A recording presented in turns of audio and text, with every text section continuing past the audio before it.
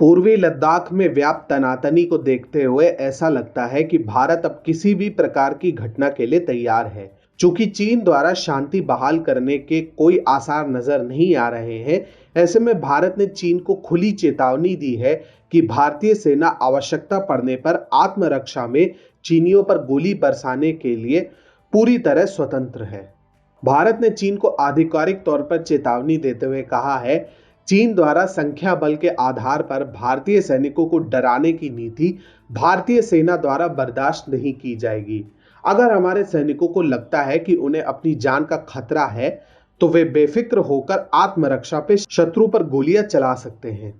The print से बातचीत के दौरान एक उच्च सरकारी अफसर ने नाम ना छापने की शर्त पर इस बात को साझा किया था। यह निर्णय अपने आप में ही काफी क्रांतिकारी है, क्योंकि द्विपक्षीय समझौतों के कारण भारत और चीन दोनों पर ही गोलियां चलाने की पाबंदी थी।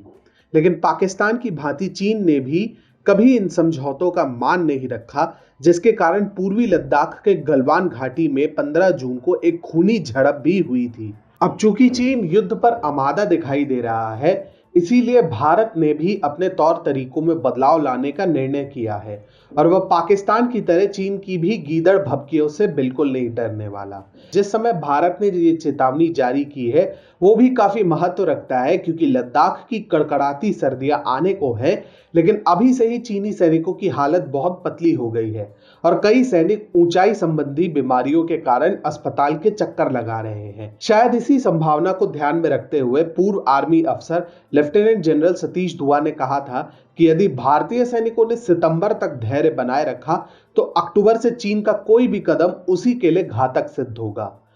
यदि युद्ध की स्थिति बनती है, तो भीषण ठंडी से निपटने के लिए भी भारत पूरी तरह से तैयार है, जिसके लिए सैनिकों ने युद्ध भूमि के अनुरूप अपने आप को ढालने से लेकर आवश्यक राशन और सामग्री जुटाने की भी व्यवस्था की है।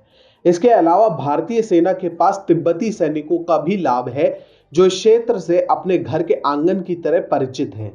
चूंकि भारत के पास सियाचिन ग्लेशियर में तैनात होने का अनुभव है, इसलिए उन्हें चीनी सैनिकों से निपटने में किसी प्रकार की कोई कठिनाई नहीं होगी।